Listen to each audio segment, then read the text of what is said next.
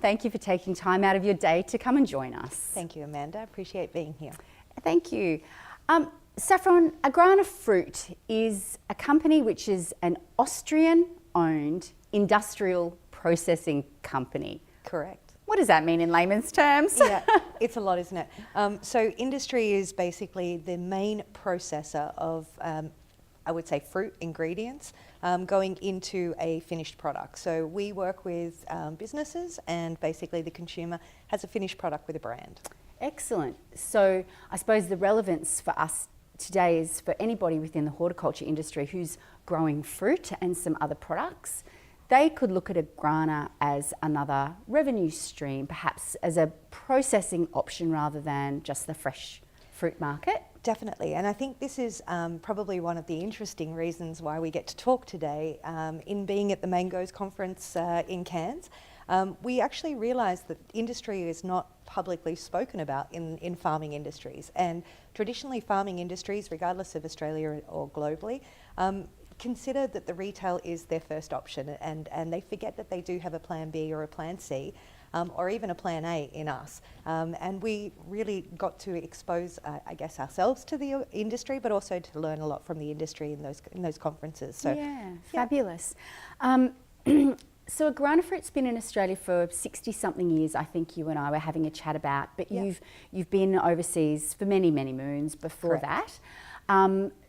We know that the social compliance landscape within Australia is changing. What trends do you see as General Manager on that national and international landscape around that hort supply chain for your business? Sure. Well, I think the industry is changing and obviously evolving, and technology is supporting how farmers are now getting to the markets, and obviously how they're looking after their farms. And sustainability and social compliance is obviously two of our key principles. So AGRANA focuses on being a market leader, and being in a market leading position, you need to drive change. So we've been very vocal about driving sustainability change and also working with social compliance. But not just that, we actually work with science-based targets because we are governed by the EU. So all of our sustainable practices and social practices are actually measured, and the reporting is done independently, which gives us a lot more concrete evidence to what we're actually doing. Yeah, right. I was doing some reading, and it seems that within the ESG framework for AGRANA, that sustainability absolutely underpins everything. And I suppose when we talk about sustainability, we talk about the whole environmental impact. We also need to talk about the financial impact. And a business isn't sustainable unless it has some money, right? So, correct. you know, there's a lot of bows in that aspect. So we know that sustainability is so important, and obviously consistency of supply for AGRANA, so you can sustain your business to your customers. Definitely. How else do you see sustainability impacting on Australian horticulture? I find it fascinating that a lot of people are talking sustainability and don't really have concrete understanding of what they're trying to achieve. And where AGRANA comes into the picture with that, along with your organisation, is actually helping farmers to develop their practices. So we look at the farm, they can do a self-assessment, which allows them to talk about all of the highly educated areas that they're looking after and what they're focused on from a sustainability point of view. And then they can send that data in independently and receive benchmarking, which allows them to benchmark their farm not only locally but globally. Helps them to look at their sustainable practices, and in turn what we've found is farmers have saved a lot of money by actually doing this exercise. Yeah, wow, that's always good, isn't it? I think is. process improvement and bottom line improvement is a win-win. It is, definitely. So how does AGRANA work with growers in a collaborative fashion to help them with that compliance aspect? Do you sort of nurture the growers through that process? How does AGRANA tackle that one? Definitely, and I think it is a nurture process, because there is so much legal frameworks around different parts of practicing and different social compliances that now farmers will move into, and it's a real education piece. So I think originally it was industry based from a government body, but not necessarily at a farm level with farm language, and I think that's the kind of connection that we're making now with the Australian farmers and also with the overseas farmers. Yeah, gosh. So do you see much of a difference? Is Australia leading the way, or is Australia behind the 8 ball when it comes to this on an international landscape, being an international company, Yeah. how do we fit in that marketplace? Look, there's different legislations for every country, and obviously I would say Australia is incredibly hard to bring into the country. Okay. Maybe a little easier to get out of the country based on the fact that Australia's produce is considered, number one around the world. It is obviously, especially tropical fruits in Australia. We have a very good market presence, and globally, Australian fruit produce is highly ranked. So. Looking at the competitive advantage that we have in Australia, I believe we're more agile, and therefore the farmers have more opportunity to have a point of difference. And in a local scale, they're not necessarily seeing it now, but from a global perspective, they will actually become market leaders if they're looking at the social practices now. Yeah, so it's obviously something that needs to be embedded because it is a changing landscape. We know that this whole aspect of social compliance isn't going away anywhere at all. No. That businesses like yours that are international and play on that international playing field really are looking at ways in which that we can be competitive in that global space. So looking at that, and we know that supply issues, when I was talking to one of your colleagues, lots of the products that I see on our supermarket shelves say from 95% imported ingredients. Sure. Why is that when we've got so much fresh produce available in Australia? Is it we produce more than we can eat? So Australia's not governed or built up for an industry perspective like other countries are. So we value fresh fruit in Australia and fresh produce, and of course Australia has an abundance of that. And traditionally, nearly everything that's grown in Australia goes into the farm or into the retail market, and so therefore it has a home and finds its way to a consumer. Yeah. What we find overseas is that there's more fruit than goes to the consumer, and therefore there's a lot left over for industry. And because of that, therefore, they have a lot larger practices around working with industry. That's not to say one's better than the other, and I think really Australia has the opportunity to get into industry now, and that's why we're out here speaking and trying to get getting the farmers to understand that we can be a plan A for them or a plan B. Yeah. So what might that look like in real terms? So if I were a mango grower or an apple grower or something like the strawberry grower, whatever commodity you'd like to choose, and I had a standard supply chain and I had agreements with my customers and that sort of stuff, but perhaps in dealing with some of the retail issues sometimes those loads might not be accepted, or my fruit might have made it to spec or whatever the case might be. Are you an option in a short term, or are you looking at sort of long-term relationship building? How could my fruit fulfill your needs in that instance? I think it's twofold. So if you had a surplus of materials that didn't necessarily make it to the retail industry, and that was something that you were looking for a supply, it depends on whether you were looking to supply it under yourself or whether you were looking for your ingredients to be used. By contacting AGRANA, you can actually allow us to facilitate a relationship between a customer and a product, or alternatively, which is, I believe, the best infrastructure, is to set up early. Talk to us early. Talk to us before your harvest. Let us understand that, is there a quantity? Could we connect you with the right processor to make sure that it comes from an industrial standards? And I think traditionally farmers have believed that industry will buy produce at a very economic price, because that's the industry standard. It's a perception? It's a perception. It's not reality. And I think that's probably the one that we would like to dispel the most. Yeah.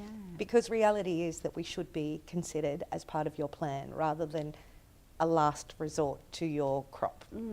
So what I'm hearing, correct me if I'm wrong, is that potentially if I had some unproductive land and I could actually end up producing more, I could produce for my current customers and my current supply, but perhaps I could, if I wanted to increase my volumes, plant and harvest out further and then supply into you as an additional diversity and protection of my revenue streams. Definitely, and having those early discussions with us allows us to help you in that process, and I think that's what we want to add value to.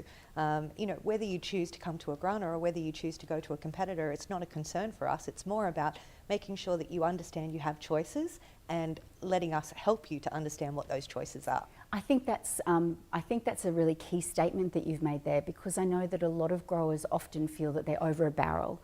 You know, we know that there's been a whole lot that's gone on with supermarket inquiries, and there's been some pricing pressures and all that sort of stuff, rising input costs, margin squeeze, the whole shebang. But I suppose really if there was a consistency and if a value add for that produce was certainly an option, to be able to say, look, this is going to be my fixed revenue that I'm going to be guaranteed coming through, and the rest of it, you know, can go to a fresh market, then maybe that's a business model that some businesses could potentially look at. Definitely, and industry should be considered part of your revenue stream, regardless, again, whether it's local or whether it's internationally. We have the ability from an industry perspective to give you something different to the retail, and I know that there's a lot of concern with the retailers at the moment. That's not the area of discussion for us, but it's more, I would say the retailers have done an amazing opportunity for Australian farmers and actually getting brands and references actually out to the market and to the consumer's mindset. So I think retail have done a brilliant job. But in relation to revenue streams, I think farmers should just know that they have those options and discuss with industry bodies. So there was a couple of other industry bodies that were presented at the last conference that help farmers to understand that there is options and that it's their choice. Yeah. So going back and linking this back to that social compliance, if I were a grower coming to you, would you be asking me, am I part of a program? Would it be mandated that I prove to you what my employment and my labour practices are like on farm to be able to do business with you on that international level? Definitely. So we do have obviously our own governance and environmental and social impacts that we look to follow. And again, being governed by EU, we have very strict guidelines. But we don't say that's a limiting factor. What we say is if you aren't qualified, then there are industry bodies and of course ourselves that can help you get there. So having that discussion early allows you to maybe prepare your farm or prepare your infrastructure to be ready for having both revenue streams, retail and industry. Interesting.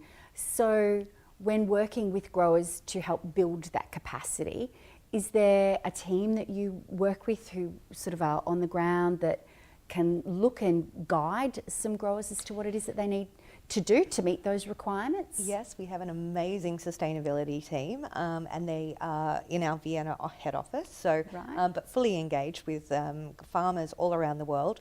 We also have an AGRANA toolbox, and the toolbox is basically a kit. So a farmer can come to us, or an industry could come to us and say, hey, I have these kind of produce, this is what I'm looking for, and then we can customise what they need from an information point of view, very much like your organisation, because we're tailoring it in a language that allows them to only develop to the point that they want to. We're not saying you have to go to the highest level. The highest level will generate more revenue and offer you a premium product in the market, but some farmers can't get there. So there's levels in which they can acquire in order to be able to go to industry. But from a social compliance, that's a number one rule. And industry, retailers and industry are driving social compliance, and I would assume that most farmers would want to come on the journey.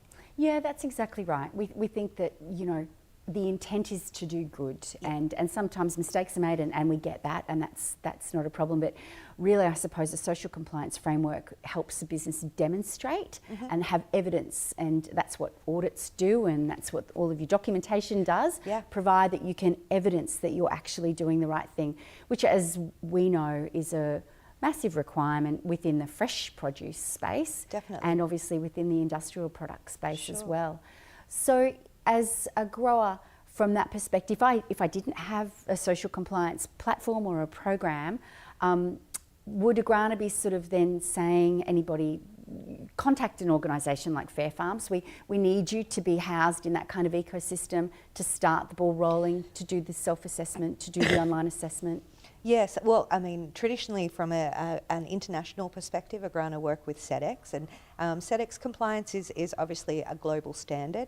But from an Australian perspective, I think that there are opportunities and are choices for farmers. So your organisation, but there are a few others as well.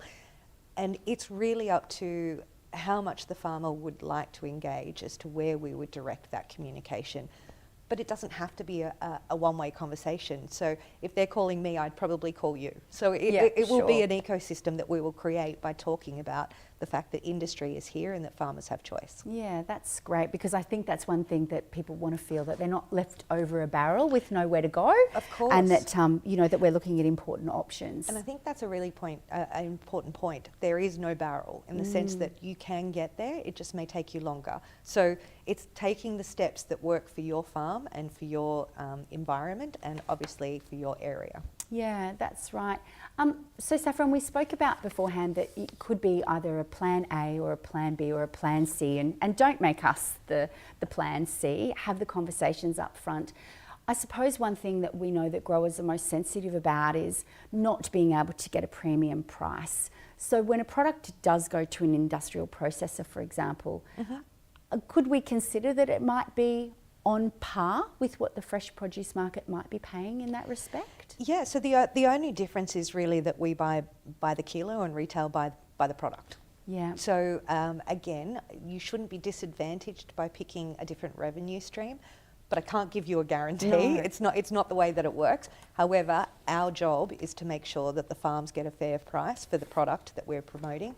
And our customers and our consumers want that as well. So I think, you know, there are some really amazing campaigns out at the moment in making sure that social compliance from a farming perspective is not just for the workers, it's actually for the farmers, and making sure that the farmers feel comfortable in the environment that they're in. So there's avenues that we can create for that. Yeah, so really what I'm hearing is that social compliance framework does provide market access to the domestic market within your space, as well as to the international markets as well that you're supplying with product. Yeah. Because, you know, when we are on a global scale, and we are nowadays, business is international, Correct. We've got a certain level that we all have an expectation that businesses will meet when doing business with each other in a global landscape.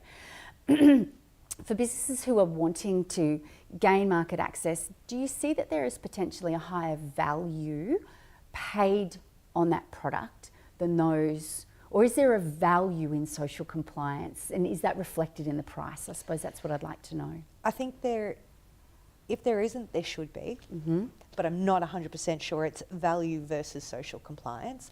I feel the industry That's a good argument. Sorry, it is. It can't just be one or the other. It's got to be a combination, isn't it? I believe there's so. value in social compliance. Exactly, but the industry, and I don't mean the industry as in us, I mean retail industry and consumer industry is actually driving social compliance. Yeah. But where I see the biggest impact for Australian farmers in particular is that we have a skilled shortage, and we have a skilled shortage for the farmers. If we're not bringing in social compliance, how are we encouraging more people to come and pick fruit?